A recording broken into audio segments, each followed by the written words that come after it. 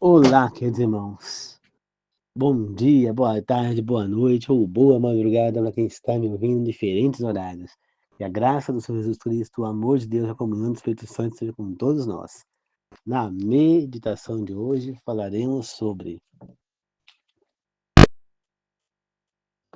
o poder por trás do universo. Antes de começar, peço que pausem o vídeo agora, curtam e compartilhem. Daí aproveita que se não inscrever no canal, se inscreva. 1, 2, 3, já. Já fizeram? Muito obrigado. Se quiser comentar depois também, fique à vontade. E agora vamos fazer uma oração para começar. Querido Deus amado, que o Espírito Santo fale através da minha boca, que eu seja apenas um instrumento, que tantas pessoas que estão me ouvindo quanto eu mesmo possamos aprender, abra nossa mente para isso e evoluir. Que os três maiores professores do mundo sejam conosco, Deus Pai, Deus Filho, Deus Espírito, que assim seja. Amém. Queridos irmãos, é interessante, né? Muitos ateus ficam falando, mas não tem nada a ver, não existe nada fora do universo, né? Só existe o universo, não existe nada além disso. É interessante, né? Isso, falando que Deus não existe. Aí eu falo, quando a gente olha para o universo, tudo funcionando perfeitamente, o Sol, a Lua, os planetas, você vê que o planeta, por exemplo, se mexesse 1 milímetro de lugar, já não faria a roda certa. 1 milímetro. Então, ele já poderia se chocar com outra, muita coisa. Existe estudo sobre isso. Então, há uma perfeição por trás de tudo isso, né? Quando você vê o funcionamento de um corpo humano, ninguém nunca conseguiu reproduzir o corpo humano. Até hoje não entenderam o funcionamento de um cérebro. Então você vê tudo que acontece no cosmos, no espaço sideral, nos planetas, nos países, né? As estrelas, as nuvens, como se move, o vento, o sol. Será que é difícil entender que isso aí não pode ter nascido sozinho do nada, de uma explosão, de um Big Bang, né? O mundo, queridos irmãos, a resposta para esses ateus que falam isso é a seguinte: vamos pegar um cartão de crédito. Ele está ali. Você vai e paga a sua compra com ele. Vamos supor que existisse uma máquina do tempo e alguém levasse alguns cartões de crédito para o passado. Para a época do Albert Einstein, para a época do Pitágoras, para a época do, do Hitler, na época dos apóstolos, na época de Moisés. O que adiantar esses cartões de crédito naquela época? Nada. Eles iam ser uma coisa que não serviria para nada. Simplesmente era um objeto que, que quadradinho ali, feito de plástico, não teria sentido nem valor nenhum. Por quê? Porque o cartão de crédito, para ele ter sentido, para ele funcionar e valer alguma coisa, ele precisa de um sistema operacional que está envolvido por trás de todos os cartões, que haja aquelas maquininhas, então aquelas maquininhas têm que existir para o cartão ser inserido nela e pagar as contas.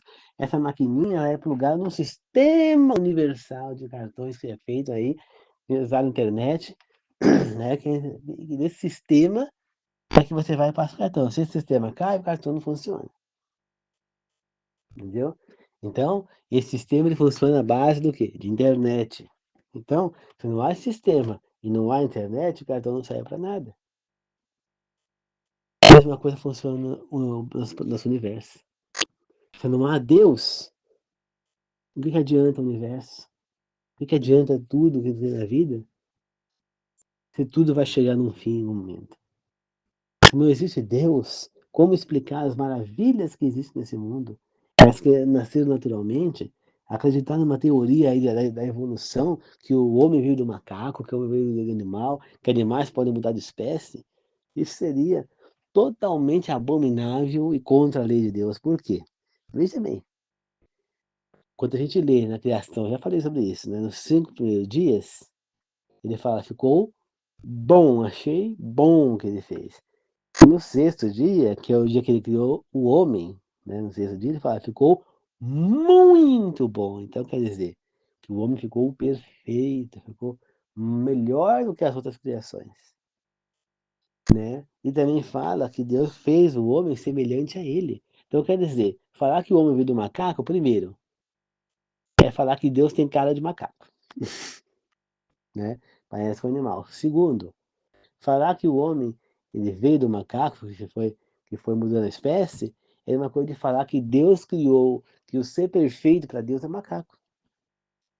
É você anular toda a criação do Gênesis usando a teoria da evolução, entendeu? Ou é um ou é outro, né? Entendeu? Então nós temos a teoria da evolução e nós temos o criacionismo, que é a ciência por trás do estudo da criação do homem, baseado na criação bíblica, que é o único relato que nós temos da criação.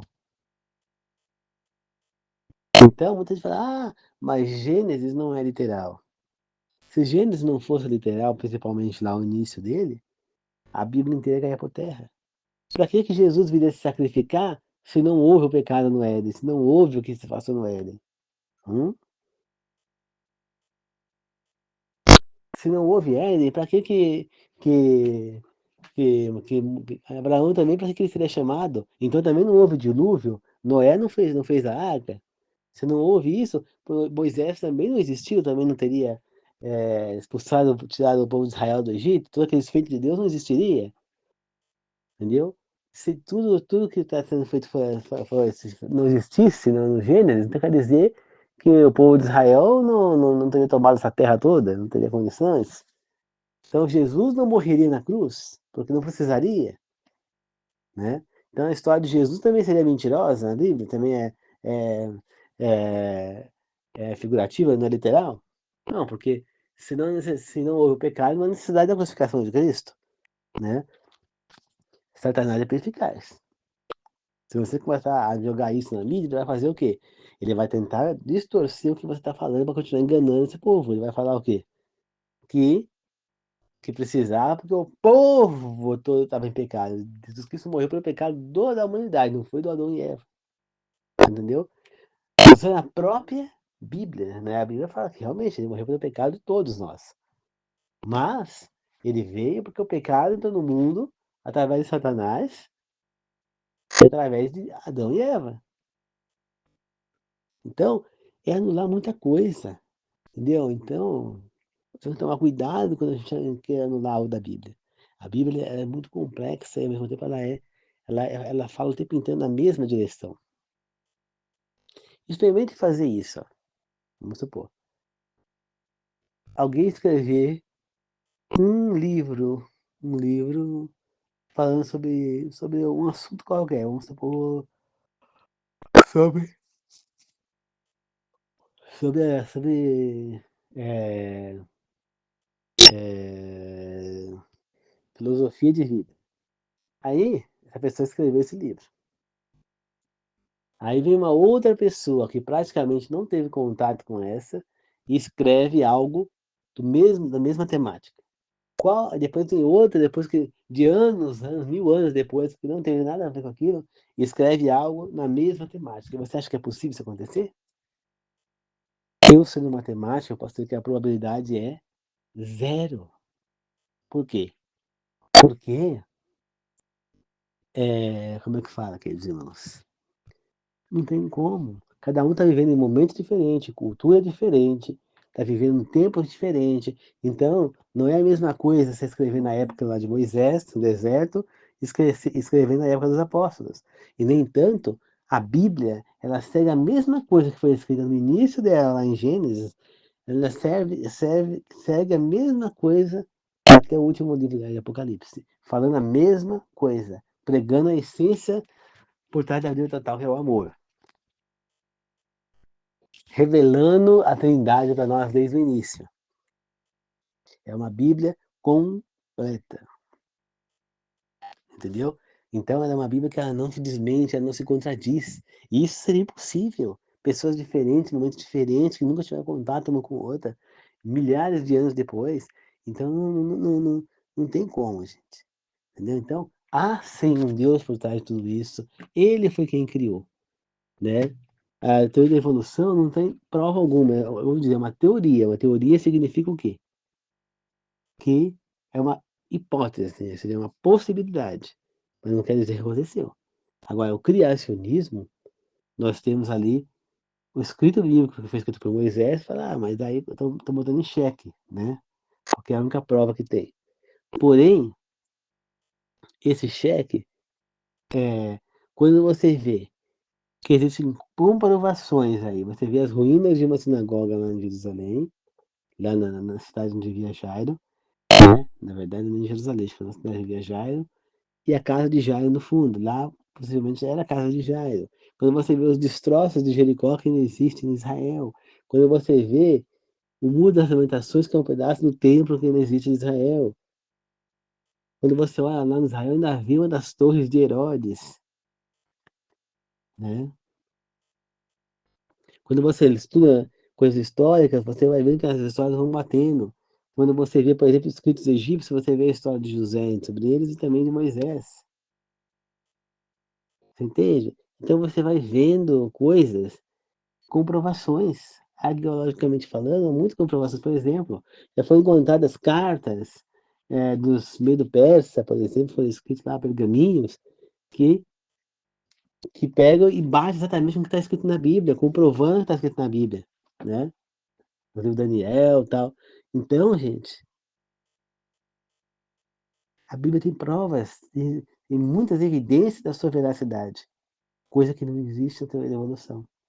Então, falar que Gênesis não é literal, desculpa, mas é coisa de pessoa que não tem estudo nenhum de bíblico, pessoas leigas total, pessoas que não estão afim de servir a Deus e que simplesmente seguem o que o líder da igreja fala, pessoas que estão cegas, que estão carolas nas religiões.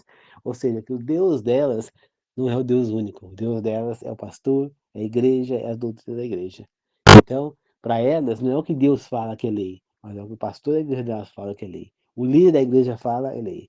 Então essa pessoa serve ao líder da igreja e não a Deus. É ele que é o Deus dela. É a igreja que é o Deus dela e não o Deus único. Ela está adorando outra coisa. Ou quando ela pega o pano com o sorzinho do pastor, tem uma igreja aí que dá pano com o sorzinho do pastor, né, do líder da igreja, o que acontece? Isso aí é paninho, né, toalhinha com o suor do pastor.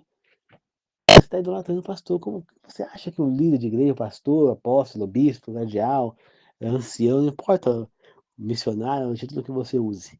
Você acha que esses homens têm algum poder especial? Eles são seres humanos igual eu, igual a vocês. Olha o que Pedro disse quando Cornélio tentou adorar. Levante-se, pois eu sou um homem igual a você. E Pedro era um apóstolo.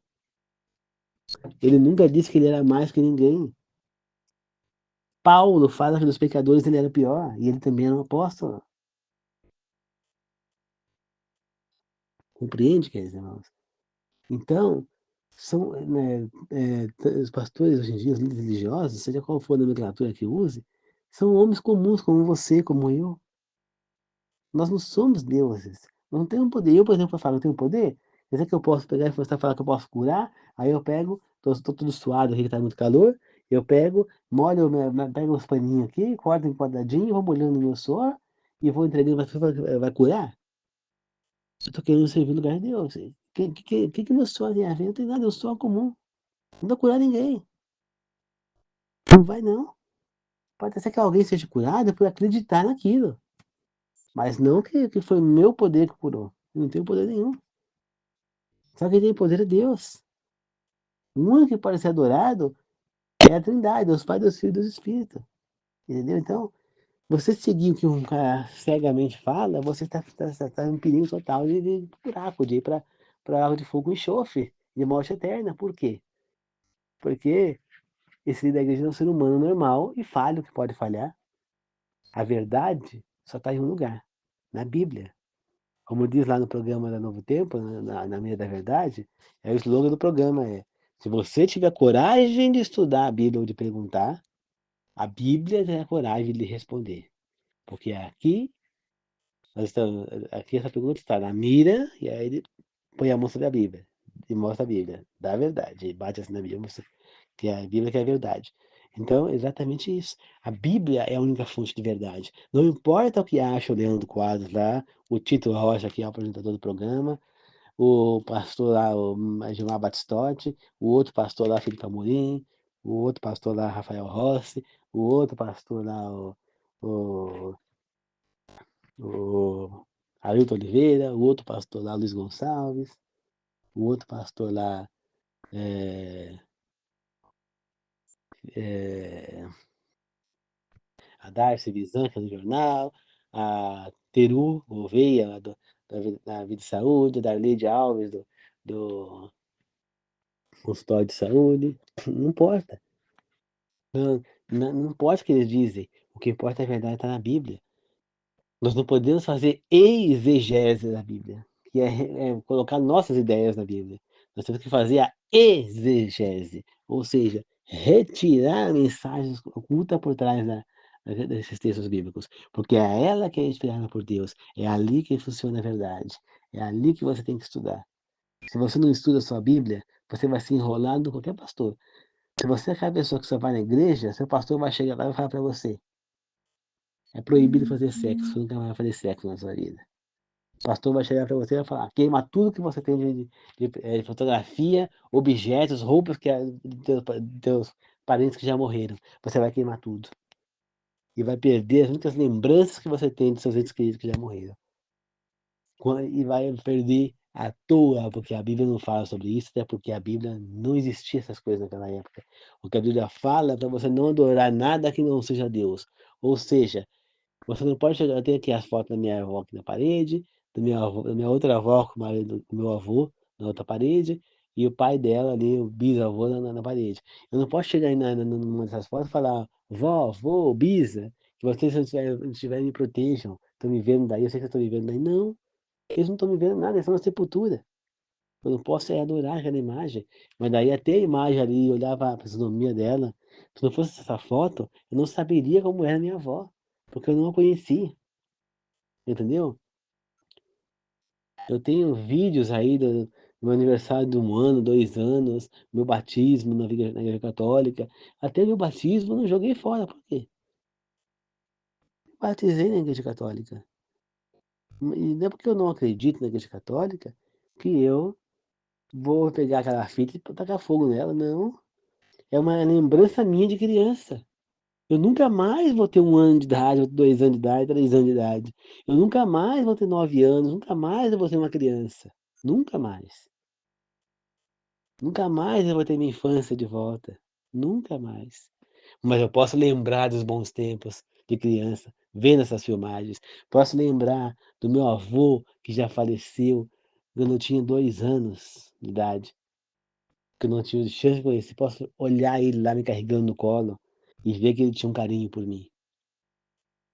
Posso ver meu outro avô também, que faleceu, era pequeno também, ele vai ter uns 5 anos, 6 ou 7 anos, por aí, no máximo 7. Posso lembrar de coisa que eu não lembro. Ter os meus tios reunindo no aniversário do meu avô aqui na garagem, aqui no sítio.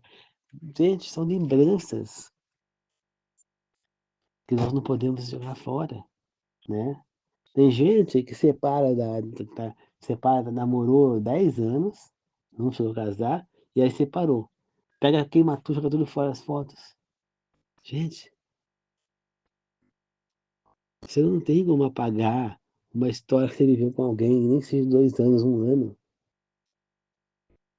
Você não vai conseguir apagar essa história. Faz parte da sua vida. Você entendeu? Porque, por exemplo, né, teve uma moça que estava com minha mãe, que nessa então ver se eu conseguia namorar com essa moça, tudo. Não deu muito certo, mas ela chegou a vir aqui no sítio, tudo, tem umas fotos dela, eu pegando na mão dela, a gente aqui pelo sítio e tal. E aí, o que acontece? Acabou que não deu nada certo e tudo se encerrou, mas eu tenho as fotos dela no Face, né, até hoje. Ela pegou e todo dia ela pegou, viu as fotos lá e pegou uma mensagem falou: "Dá pra você apagar essas fotos daí, porque não sei o quê". Eu falei: "Tudo bem". Só que em vez de apagar as fotos, eu bloqueei as fotos, só eu posso ver aquelas fotos, entendeu? Por mais que eu não chegue a ter nada com ela, foi só um uma paquera e tal coisa, mas é uma pessoa que fez parte da minha vida, você entendeu? Pode não dizer nada, mas pode ser como uma amiga. É uma pessoa que aquelas fotos foi uma vez que a gente veio aqui, tudo, minha mãe, tudo. Agora eu vou pegar aquelas fotos e vou jogar fora por conta disso? Não vou. Elas vão ficar ali guardadas no Face. Você entendeu? Não dá pra você inventar, o ex, não precisa mais ter foto do ex pra acabar com... Não, ele faz parte da sua história. Vai sempre fazer. Você querendo ou não, ele querendo ou não tem como apagar a história que vocês viveram. Isso vai ficar marcado pra sempre. Pra sempre. Você entendeu? Então nós não precisamos destruir imagem nenhuma por conta de nada. Entendeu? Não tem problema nenhum você ter uma foto de quem já morreu, nem nada desse tipo. Não tem. Tá certo? Então, queridos irmãos, nós temos que entender que por trás de tudo tem Deus. Porque se não existe o Deus por trás de tudo, nada no universo vai fazer mais sentido. Nada. É igual o cartão de crédito. Sem o sistema que faz ele funcionar ali, e faz as máquinas funcionar, sem internet, não adianta nada. Um cartão de crédito na época de Moisés, na época de Abraham Lincoln, na época do Hitler, não valia nada, nada. Não vale nada. Entendeu? Não valeria nada. Nós precisamos entender isso. Portanto, não é o cartão de crédito que vale, mas é o sistema que traz dele que faz com que ele possa funcionar. Mesma coisa é o mundo. Não é o mundo que funciona perfeitamente, não é o sol. É o Deus que está por trás de tudo que faz esse mundo funcionar perfeitamente. Mesmo com o inimigo causando essas coisas ruins no mundo. Tá certo? Então é isso, queridos irmãos. Vamos na oração de encerramento. Querido Deus amado, o Senhor me usa, me ilumine, que possa levar a mensagem às pessoas, que possa que eu, as pessoas que estão me ouvindo, todas as pessoas que estão me possam ter a nossa mente aberta, aprender e evoluir com essa mensagem. Que possamos todos chegarmos a Deus e todos possamos estar